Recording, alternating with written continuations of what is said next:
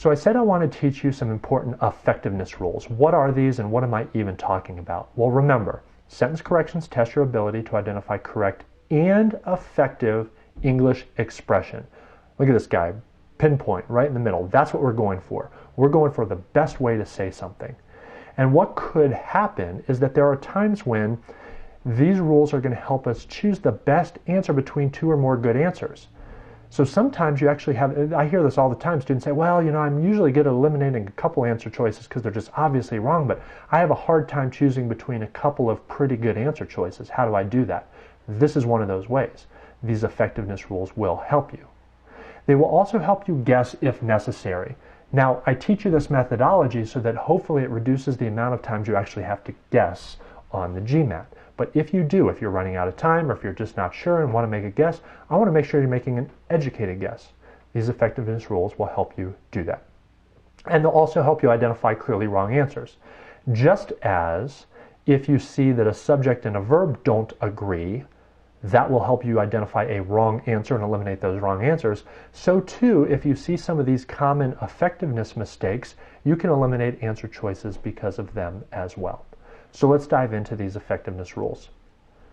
Rule number 1, and this is a rule that really permeates and is at the heart of all of the other effectiveness rules as well. It's important for you to learn and understand. Shorter is better on the GMAT sentence corrections, and really in English in general, which is why long wordy sentences are going to be wrong not only on the GMAT, but we also shouldn't speak that way, we shouldn't write that way as professional authors and so forth. This understanding is actually good from a guessing standpoint. When in doubt, if you had to choose the shorter answer. Choose the shorter answer. So let's go back. We've already eliminated answer choices A, B, and C because of the grammar mistake of the subject and verb disagreement. And now we're choosing between answer choice D and E. And maybe you see a grammar mistake there, maybe not, but let's apply these effectiveness rules. Rule number 1, shorter is better.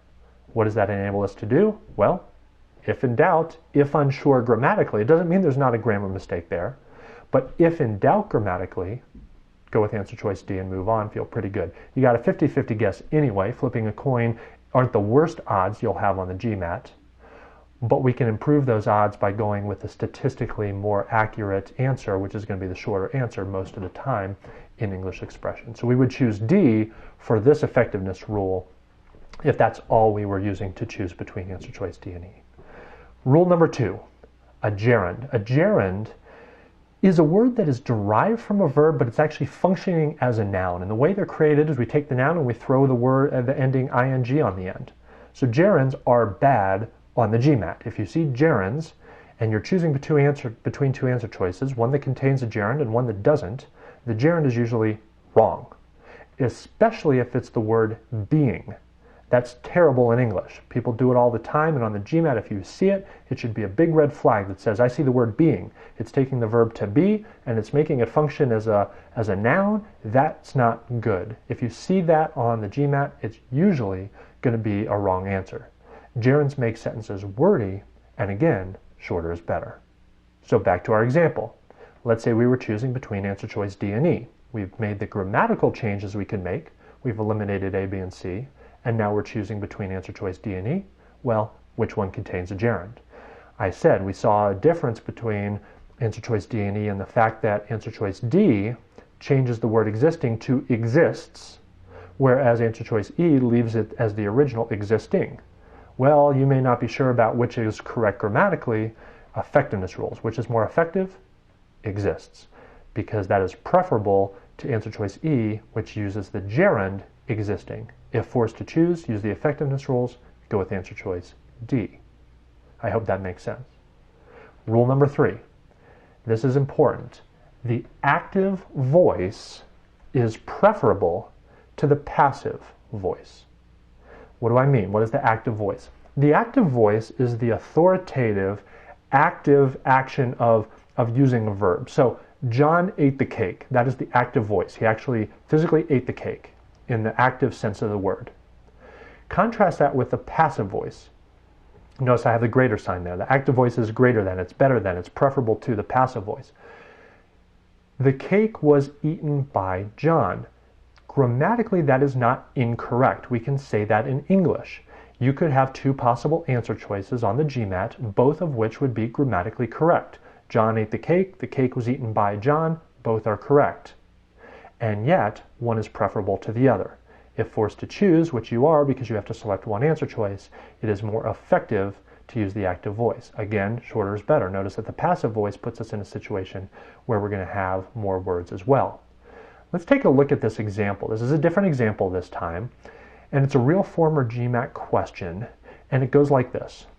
Architects and stonemasons, huge palace and temple clusters were built by the Maya without benefit of the wheel or animal transport.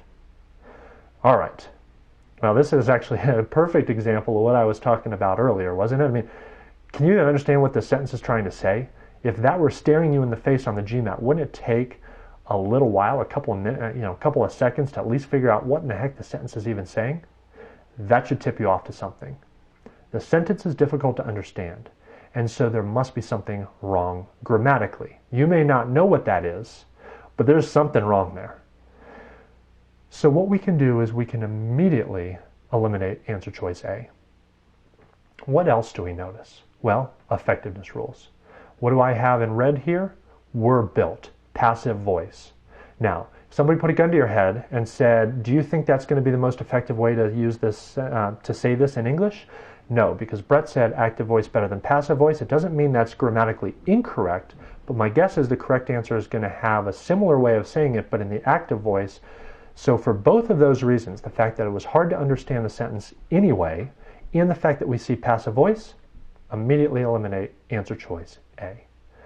And then we move along to say, okay, well, what is the correct answer? What else might be going on here? I'll give you a chance to try to find that out. Here are the other four answer choices, other ways of saying the same thing, of rewording this sentence. Press pause, take a look, and see what you get. All right, what did you get? I'll hold you in suspense for a second, but I will tell you this. If you applied our rules for the methodology for working through these problems, as soon as you saw a mistake in using the passive voice, were built, we can eliminate the two other answer choices that contain the passive voice version, were built. So eliminate answer choice B and eliminate answer choice D. Why? Because again, they don't make that correction. Now we're choosing between answer choice C, which correctly uses the active voice built, and answer choice E, which does the same. How do you choose between those two? Pay attention in sentence corrections part 2, where I'm going to go over misplaced modifiers. The answer, by the way, is C. So congratulations to you if you got that correct. We would want to actually put the words the Maya immediately after the comma there. It would need to be first in the underlined portion because that's who are architects and stonemasons. And so we need to place the Maya as close to the words modifying the Maya as possible. So more on that in a future video. If you picked up on that, great. If not, you can kind of revisit that. I hope that makes sense. If not, it definitely will make a lot of sense in a future video. The answer is C, but at worst, you were able to give yourself a 50-50 guess by understanding effectiveness rule number 3, which is that the active voice is preferable in English to the passive voice. Which brings us to really the final and fourth effectiveness rule that will serve you very, very well on sentence corrections on the GMAT, which is to avoid wordiness and redundancy. I mean, it kind of goes back to the whole shorter is better thing. I love this picture, Pizza Hut. What does the sign say? We have pizza. Well, of course you have pizza. The name of your company is Pizza Hut. And I love the caption underneath. It says redundancy, just in case you're totally oblivious. So obviously that's pretty funny, but the truth is redundancy and excessive wordiness in English is just poor. It's poor choice, and it's also going to lead to wrong answers on the GMAT. Let's take a look at just a couple of examples. On the left column, you see some wordy ways of saying things, some redundant ways of saying things. And in the right column, it would be the better way of saying that. Shorter is better. Avoid redundancy. Instead of saying, because of the fact that blah, blah, blah, blah, blah, simply say because. I got a high score on the GMAT because of the fact that I took the Dominate the GMAT course. No, just say, I got a higher score on the GMAT because I took the Dominate the GMAT course. If you see the words the fact, notice I have that underlined, that should be a big tip-off. The fact is bad on the GMAT. If you see that, red flags, probably a wrong answer choice. Ask a question whether. I'm going to ask so-and-so a question whether or not blah, blah, blah. No, I'm just going to ask them whether. I'm going to ask them whether. Just a few extra words there. Is a cause of such and such is a cause of such and such? No, such and such causes such and such. And you don't reach a conclusion, you simply conclude.